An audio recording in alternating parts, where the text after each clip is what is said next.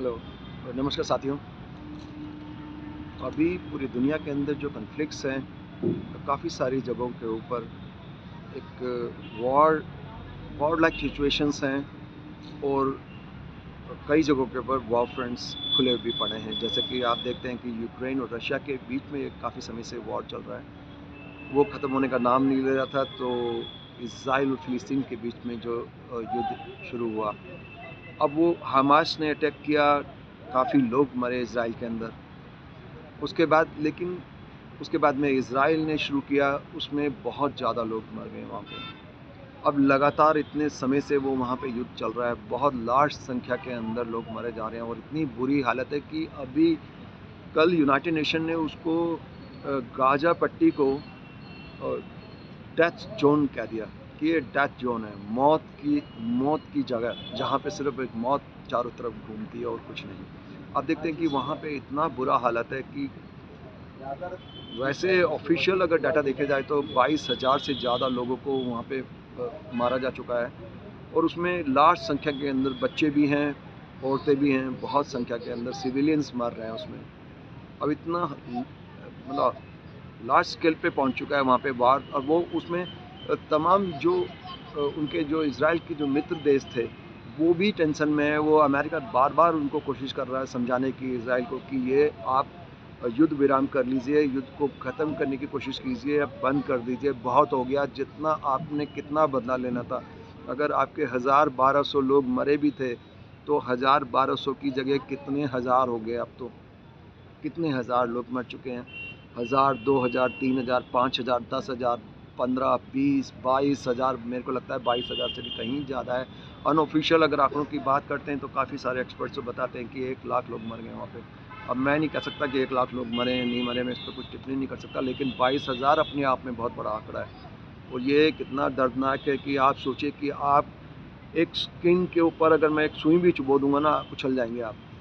एक माचिस की तिल्ली से हल्का सा भी हाथ जल जाता, उंगली जल जाती है तो आप उछल जाते हो, फूंक मारने लगते हो। वहाँ पे मौत तांडव कर रही है चारों तरफ और लगातार लोग देखिए, सभी लोग वॉर को सपोर्ट नहीं करते, सभी लोग हमास को भी सपोर्ट नहीं करते, सभी लोग फिलिस्तीन को भी सपोर्ट नहीं करते, सभी लोग इज़राइल के लोग भी इज़राइल को नहीं सपोर्ट करते। वहाँ पे भी प्रदर्शन काफ़ी लोग कर रहे हैं कि ये ख़त्म हो। आप देखते हो कि रशिया में भी रशियन लोग वार के खिलाफ, पुतिन के खिलाफ में वार, वहाँ पे प्रदर्शन कर जारी है वहाँ पे भी। और उसमें काफ़ी सस्पिशियसली इनफ जो पुतिन के मेन जो अपोजिशन लीडर थे, जो उनको अपोज करते थे, विरोध करते थे, वो पिछले दिनों वो भी मारे गए। तो आप देखते हो कि पॉलिटिकल जो गैमेट है ना, बहुत ख़तरनाक है। ये राजनीति बहुत गंदी है, लोग सेवा की जगह ना कुछ और ही चीज़ों में उलझ जाते हैं। बोलते सब हैं कि हमें सेवा करना चाहते हैं, हम प्रधान सेवक हैं, हम ये सेवक हैं, हम वो सेवक है।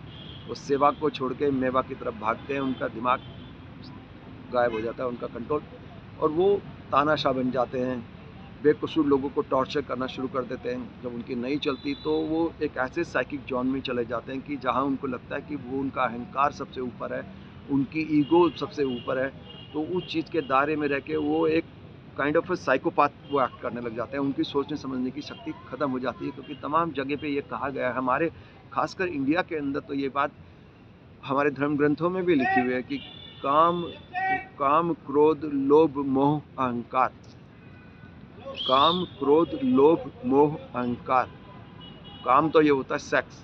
जब सेक्स दिमाग पे चढ़ता है ना, बंदे की बुद्धि भ्रष्ट हो जाती है, उसका दिमाग नहीं काम करता और वो नरक में जाता है। हाँ, उसकी सब कुछ गड़बड़ होने लग जाता है उसकी लाइफ में। काम क्रोध, क्रोध में जब आदमी गुस्से में होता है, एंग्री होता है, तो सब चीज़ गड़बड़ हो जाती है, उसका बुद्धि से कंट्रोल हट जाता है। काम क्रोध लोभ, ग्रीड करता है ना आदमी, लालच के अंदर फंस जाता है। ज़्यादातर लोगों को लॉस होता है, लालच की वजह से होता है। लालच में फंसता है, उसकी बुद्धि काम करना बंद कर देती है और वो लॉस वगैरह हो जाता है, उसको हर चीज़ में नुकसान हो जाता है। काम क्रोध लोभ मोह, जहाँ पे अटैचमेंट होता है, वो लोग सोचते हैं कि मोह का मतलब अटैचमेंट। अपने रिश्तेदारों के चक्कर में लोग अपने रिश्तेदारों को बनाने में लगे रहते हैं, राजनीति में भी, दूसरी जगह पे भी, अपनी कंपनियों में भी प्रमोट करते हैं, अपने बंदों को प्रमोट करते हैं। वहाँ अटैचमेंट होता है कि भी मेरी मेरी फैमिली, मेरे भाई, मेरे बंधु, ये वो सबको प्रमोट करो, है ना। जो परिवारवाद की बात करते हैं कुछ लोग, और तो ये तमाम चीज़ें पॉलिटिकल सिस्टम में भी होती हैं और बिजनेस सिस्टम में भी होती हैं इस तरह की। तो बिजनेस में तो चलो वो उसका उत्तराधिकारी है भैया, एक ने बिजनेस बनाया तो दूसरा उसका आएगा, लेकिन राजनीति में ऐसा थोड़ी होता है। उनका कोई अधिकार नहीं होता उस पर कि भी तुम्हारा है बिजनेस, ये तुम्हारी राजनीति, देश तुम्हारा है। तो काम, क्रोध, लोभ, मोह, अहंकार, जो अहंकार होता है, ईगो होती है, बंदे को लगता है कि मैं हूँ तो मुमकिन है, वो मैं हूँ सब कुछ है। तो भगवान की जगह भी अपने नाम फिट कर लेते हैं लोग। हर हर महादेव की जगह हर हर अपना नाम लगा लेते हैं। वो तो हर का मतलब होता है भगवान शिव। हरि हर, हरि भगवान विष्णु और हर मतलब भगवान शिव। तो भगवान की जगह अपना नाम लगा रहे हैं, तो भैया क्या बोलूँगा, इन लोगों का दिमाग ही से हट चुका है अपने कंट्रोल। तो अब अगर हम इजराइल की बात करें, तो यहाँ पे भी ये जब लोगों में उन्माद चढ़ता है, लोग ये देखें कि इन चीज़ों के चक्कर में, ईगो के चक्कर में भी मैंने वॉर शुरू किया था, मैं ख़त्म नहीं करूँगा किसी भी कीमत पे, मैं क्यों ख़त्म करूँ।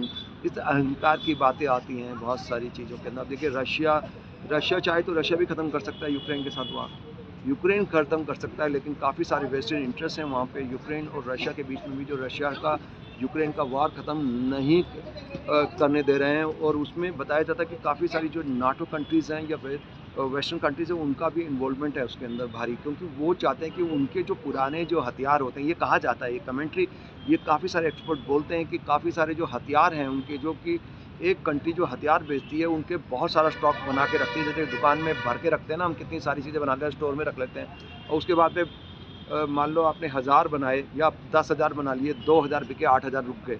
अब नई टेक्नोलॉजी आएगी, नई चीज़ आएगी, वो पुरानी चीज़ नहीं बिकेगी। कपड़े हो गए या कोई सामान हो गया, वो पुरानी टेक्नोलॉजी, फ़ोन हो गए, पुरानी टेक्नोलॉजी को खरीदेंगे आप? अगर 5-10 साल पुराना अगर आपको देंगे, पुरानी टेक्नोलॉजी का लेटेस्ट 2G नहीं लेंगे ना।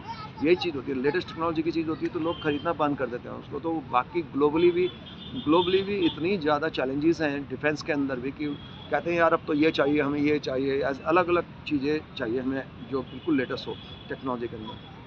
तो पुराने हथियार नहीं बिकते, इनके रखे रहते हैं, इन्वेस्टमेंट पड़ी हुई है, उसमें काफ़ी इन्वेस्टमेंट हुई है अरबों डॉलर की, अब वो निकाले कैसे। तो ये लोग जो देश हैं ज़बरदस्ती लड़ाई करवाते हैं। अपनी लड़ाई करेंगे तो यार अपना हथियार मारना पड़ेगा किसी पे, तो खुद नहीं लड़ते।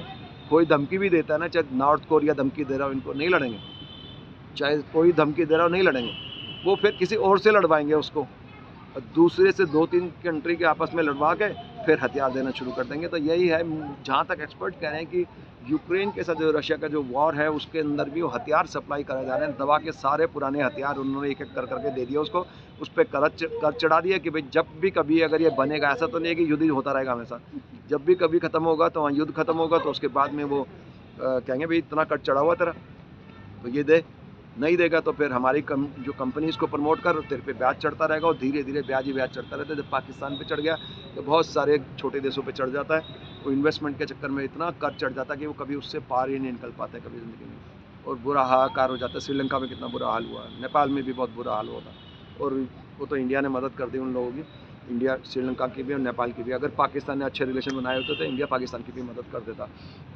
कोई बड़ी बात नहीं है इसमें।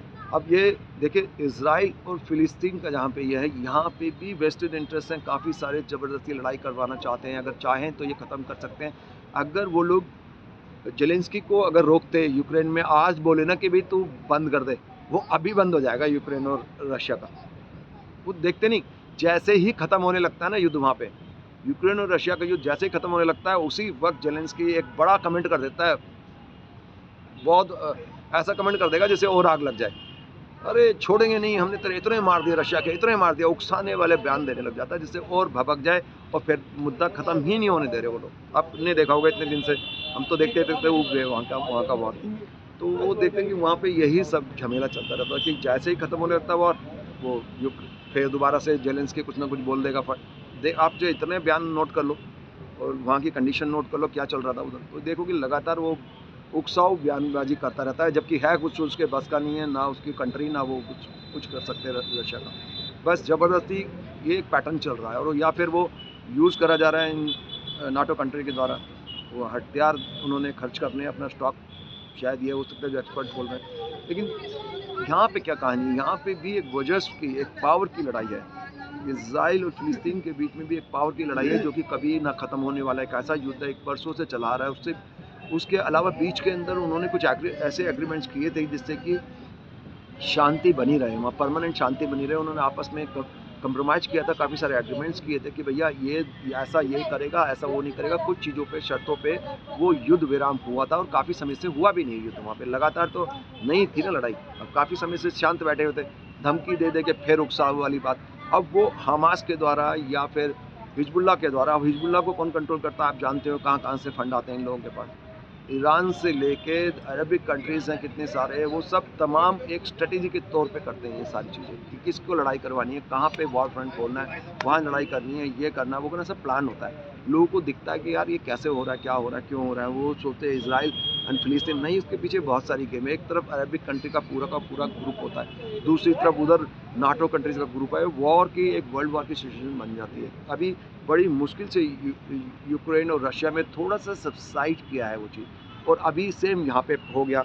अब कुछ समय बाद देखना वो ताइवान के साथ शुरू कर देंगे नया फ्रंट। तो एक ऐसा माहौल पूरी दुनिया के अंदर बन रहा है जो सेकंड और थर्ड वर्ल्ड वॉर की तरफ एक जाता हुआ दिख रहा है माहौल।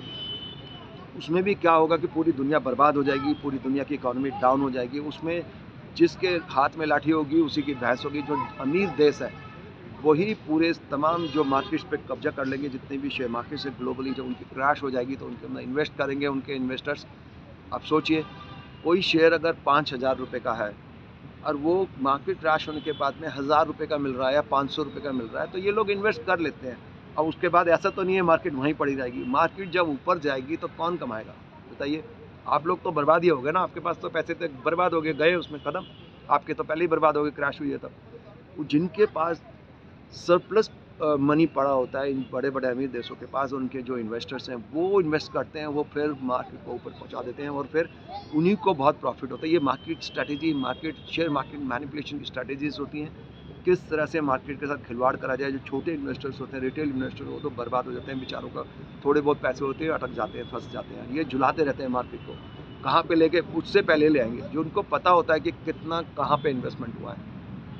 और सबसे बड़ी चीज़ तो आजकल जितने भी बड़े बड़े जो इन्वेस्टर्स हैं, प्रमोटर्स हैं, वो इंस्टीट्यूशनल बायर्स वगैरह, वो सारे के सारे मशीन से खेलते हैं, मशीनों उसके साथ ट्रेडिंग करते हैं। आप लोग हाथ से करने में लगे हो, इतनी देर में तो मार्केट ही लुढ़क जाती है, क्रैश, फंस जाते हैं लोगों के पैसे।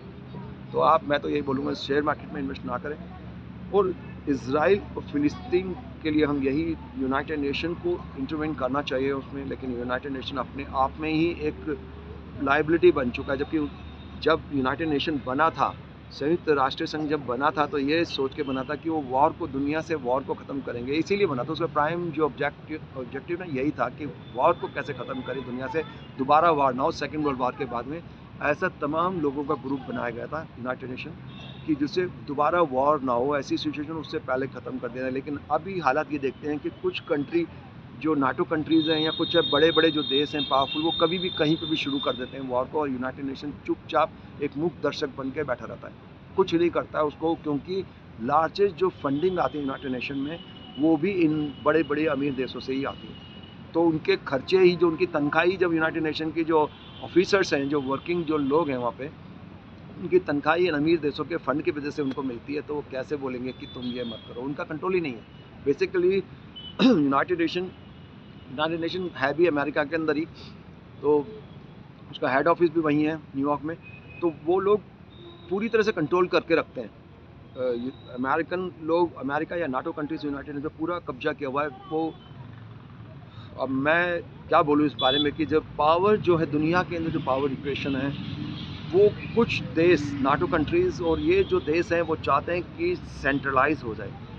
अभी बहुत बड़ी बात बोल रहा हूँ मैं, जिसकी वजह से तमाम युद्ध इस समय दुनिया के अंदर चल रहे हैं, कि वो चाहते हैं कि एक किसी ग्रुप विशेष की या एक कंट्री विशेष की पावर सेंट्रलाइज हो जाएगी, तो एक किसी बंदे की या एक कंट्री की या एक ग्रुप की चलेगी पूरी दुनिया के अंदर। जो वो चाहेंगे, उनके ग्लोबलिस्ट जो हैं, जो उनके जो स्ट्रैटेजीज़ हैं, ग्लोबल स्ट्रैटेजीज़ हैं, जो पूरी दुनिया के अंदर स्ट्रैटेजी बनाते हैं कि ये दुनिया कैसे चलेगी।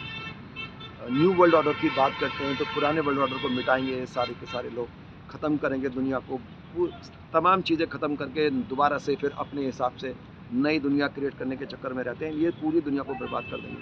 तो ये लोग ये स्ट्रेटजी बनाते हैं। जब ये इन्वेस्टमेंट करेंगे तो ये पूरा यूएन के ऊपर भी इन्हीं का कब्जा है। ये चाहते हैं जब भी ये वॉर शुरू करते हैं कहीं पे भी दुनिया में, इनको कोई रोकता नहीं। लेकिन कोई भी दूसरा देश करेगा, अगर ये चाहेंगे कि इनका मित्र देश नहीं है तो ये वहाँ पे हस्तक्षेप करके उसको डिस्टर्ब कर देंगे या उस पर सैंक्शन लगा देंगे। अब नॉर्थ कोरिया कुछ बोलता है तो उस पर लगातार इतने सारे सैंक्शन लगा दिए। इनसे पहले जो डोनाल्ड ट्रंप ने नॉर्थ कोरिया के चीफ से बात भी की, उनसे बात करी, लेकिन उसकी एक शर्त नहीं मानी। उन्होंने कहा कि भैया हमसे पहले सैंक्शन हटा दीजिए, सैंक्शन हटा दोगे तो हम थोड़ा सांस ले पाएंगे। अब सैंक्शन नहीं हटा रहे, हटा देते सैंक्शन, क्या फ़र्क पड़ता है, हटा दो, कुछ समय के लिए हटा दो, 6 महीने के लिए हटा दो। अगर वो नहीं मानता है, आपकी शर्तें नहीं मानता है नॉर्थ कोरिया, तो फिर लगा देते। इसमें कौन सा तूफान आ रहा है, तुम्हारे तो हाथ में लगाना और हटाना। जिद पकड़ के नहीं जी नहीं माने, क्योंकि आपने मानना ही नहीं ना। आप तो एक स्ट्रेटेजी लेके जा रहे हो, सिर्फ बकबक करने जा रहे हो दुनिया को दिखाने के लिए कि हम बात करते हैं लोगों से, विश्व नेताओं से, डायलॉग्स में विश्वास करते हैं। लेकिन हकीकत तो यह है कि कोई भी लोग डायलॉग्स में विश्वास नहीं करते हैं। जितनी भी बड़ी बड़ी कंट्री है, जब जिसका दिल आता है जहाँ मर्जी फ्रंट खोल देते हैं युद्ध का, और वहाँ पे बस कोहराम और मौत ही मौत, डेड जोन बन जाता है, जैसे यूनाइटेड नेशन ने कहा अभी आज की डेट पे गाज़ा के लिए। अभी देखिए कोई रोक नहीं रहा है, ऐसे में बहुत ज़रूरी है वहाँ पे रोकना। ये बहुत बुरी हालत के अंदर मैं आई सिंपैथाइज़ विद फ़िलिस्तीन पीपल कि इतने सारे, देखिए मैं किसी कंट्री विशेष के ख़िलाफ़ नहीं हूँ, लेकिन आपने कितना ज़्यादा मार दिया वहाँ पे लोग। यहाँ 22,000 से भी ज़्यादा लोग मर गए, एक हद हो चुकी है, ह्यूमैनिटी को किल कर दिया आपने। इनोसेंट लोग मारे जा रहे हैं यार, उनका कोई वो हमास नहीं है। वहाँ के जो रहने वाले बच्चे, औरतें, बुजुर्ग जो मर रहे हैं इतने सारे, वो लोग कोई हमास के थोड़ी हैं, वो लोग हिजबुल्लाह के साथी थोड़ी हैं वो लोग। अब कोई वहाँ से लड़ रहा है, उस पर कब्जा करके, उनके राज्य के अंदर उनकी जगह पे कब्जा करके लड़ रहा है, तो वो क्या बोल सकते हैं। हमास का वहाँ पे कंट्रोल है तो वो लड़ते हैं। अब आम जनता थोड़ी, अभी मान लो कि इंडिया किसी से लड़ाई कर रहा है तो पूरे 150 करोड़ लोग थोड़ी बोल रहे हैं कि हम लड़ाई करो भैया, कोई नहीं बोल रहा है यहाँ पे। पाकिस्तान में कोई लड़ाई करता है तो वो थोड़ी कि दुनिया से किसी से लड़ रहे हो तो पाकिस्तान की जनता, वहाँ तो अपोजिट है, पाकिस्तान की जनता बहुत अच्छी है। हमने देखा वहाँ पे बहुत अच्छे लोग भी हैं, लेकिन अभी तक हमारे दिमाग में वो डेविल घुसा हुआ था। हम सोचते थे कि वहाँ के लोग गंदे हैं, जैसे उनकी इमेज बनी हुई थी पाकिस्तान की। लेकिन ऐसा नहीं होता ना, आम जनता से कोई लेना देना नहीं होता। तो आम जनता को वहाँ गाज़ा में इतनी बुरी तरह से घेर के मारना, बेचारों को बहुत टॉर्चर से देखा नहीं जाता। मैं चाहूँगा कि दुनिया के समझदार देश आगे बढ़ के किसी तरह से यूनाइटेड नेशन को इंटरवेन करके उस युद्ध को पहले टेम्पररी शुरू करें, विराम, उसके बाद परमानेंट विराम करें। अगर एकदम से पॉसिबल नहीं होता तो दिखाने के लिए तो अमेरिका बोल रहा है कि इजराइल को कि तू बंद कर दे, लेकिन अंदर से वो सब साथ ही हैं एक दूसरे के, वो सब दिखाने की बातें हैं। और ऊपर से पब्लिक डोमेन में कहेंगे बंद कर दो, हम वी डोंट लाइक, और वहाँ का सारा मीडिया चलाता है, CNN, VNN हर जगह चलाएगा कि America doesn't like Israel to continue this war. और वो टेंशन आ गया दोनों के बीच में, दिखाने के लिए करते हैं सिर्फ। अंदर से सबकी सेटिंग है, अरे मारो, ख़त्म करो, क्लीन कर दो इनको सब। ये क्या लॉजिक है। वो इजराइल की, उसकी इतनी हिम्मत है कि वो नाटो कंट्री से भिड़ जाए, है उसमें इतनी हिम्मत, चाहे वो बेसिक क्रिश्चियन कम्युनिटी का है, चलो मान लिया, लेकिन इतनी ताकत नहीं है कि वो उनसे भिड़ जाए, अमेरिका से भिड़ जाए कि भैया मैं नहीं मानूंगा, मैं अपनी मर्जी चलाऊंगा। अगर अमेरिका स्ट्रिक्टली बोल देना उसको कि तुम्हें बंद करना है तो 1 सेकंड में बंद हो जाएगा, 1 कॉल पे बंद हो जाएगा ये। लेकिन तमाशा है, ये पूरा पाप हो रहा है सब जगह, क्राइम हो रहा है, बुरा हाल है इस दुनिया का। तो हम चाहते हैं कि वॉर ख़त्म हो जाए। अब अगले अपडेट्स के लिए हम आपको बाद में बताएंगे नेक्स्ट एपिसोड के अंदर। If you like my channel you can subscribe और like the videos. Thank you very much for watching. God bless you all.